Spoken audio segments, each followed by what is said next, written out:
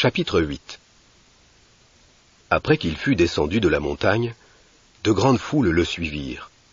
Et voyez, un lépreux s'avança et se mit à lui rendre hommage en disant : « Seigneur, si tu le veux, tu peux me rendre pur. » Alors, tendant la main, il le toucha en disant : « Je le veux, deviens pur. » Et aussitôt il fut purifié de sa lèpre. Alors Jésus lui dit : « Veille à ne le dire à personne, mais va te montrer aux prêtres, et offre le don que Moïse a prescrit en témoignage pour eux. » Quand il entra dans Capernaum, un officier vint auprès de lui, le suppliant et disant : « Monsieur, mon serviteur est couché à la maison, atteint de paralysie et terriblement tourmenté. » Il lui dit : « Quand j'arriverai là, je le guérirai. » En réponse, l'officier dit : « Monsieur, je ne suis pas digne que tu entres sous mon toit, mais donne seulement l'ordre, et mon serviteur sera guéri. Car moi aussi, je suis un homme placé sous une autorité, j'ai sous moi des soldats, et je dis à l'un : va, et il va, et à un autre : viens, et il vient, et à mon esclave : fais ceci, et il le fait. »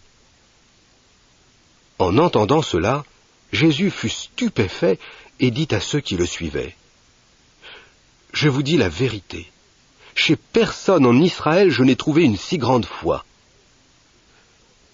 Mais je vous dis que beaucoup viendront de l'Est et de l'Ouest, et s'étendront à table avec Abraham et Isaac et Jacob dans le royaume des cieux. Tandis que les fils du royaume seront jetés dans les ténèbres du dehors. C'est là que seront leurs pleurs et leurs grincements de dents. » Puis Jésus dit à l'officier : « Va, comme tu as cru, qu'ainsi il soit fait pour toi. » Et le serviteur fut guéri à cette heure-là. Et Jésus, en venant dans la maison de Pierre, vit sa belle-mère couchée et prise de fièvre. Il lui toucha donc la main, et la fièvre la quitta. Et elle se leva et se mit à le servir. Mais après que le soir fut venu, on lui amena beaucoup de gens possédés de démons. Et il expulsa les esprits d'une parole, et il guérit tous ceux qui allaient mal, pour que s'accomplisse ce qui avait été prononcé par l'intermédiaire d'Isaïe le prophète, quand il a dit : « Il a pris lui-même nos maladies, et a porté nos affections. » Quand Jésus vit une foule autour de lui, il donna l'ordre de passer sur l'autre rive.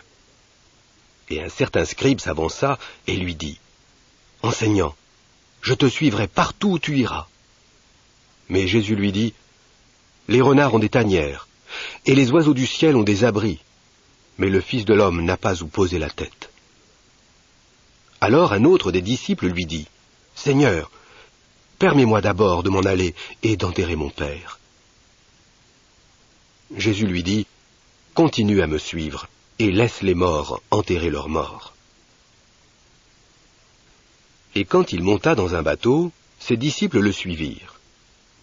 Or, voyez, il y eut dans la mer une grande agitation, si bien que le bateau était en train d'être recouvert par les vagues. Lui, cependant, dormait. Et ils vinrent et le réveillèrent en disant : « Seigneur, sauve-nous, nous sommes sur le point de périr. » Mais il leur dit : « Pourquoi êtes-vous craintifs, gens de peu de foi ?» Alors, se levant, il réprimanda les vents et la mer, et un grand calme se fit. Et les hommes furent stupéfaits et dirent : « Quel genre d'homme est-ce donc, pour que même les vents et la mer lui obéissent ?» Quand il arriva sur l'autre rive, dans le pays des Gadaréniens, vinrent à sa rencontre deux hommes possédés de démons. Ils sortaient du milieu des tombes de souvenirs. Ils étaient extraordinairement violents, si bien que personne n'avait le courage de passer par cette route. Et voyez, ils crièrent en disant : « Qu'avons-nous à faire avec toi, Fils de Dieu ? Es-tu venu ici pour nous tourmenter avant le temps fixé ?»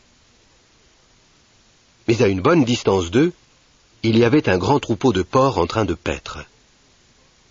Les démons se mirent donc à le supplier en disant : « Si tu nous expulses, envoie-nous dans le troupeau de porcs. » Alors il leur dit : « Allez, Ils sortirent et s'en allèrent dans les ports, et voyez, tout le troupeau se précipita du haut de l'escarpement dans la mer et mourut dans les eaux.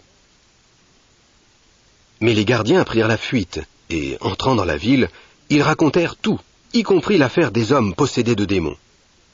Et voyez, toute la ville sortit à la rencontre de Jésus.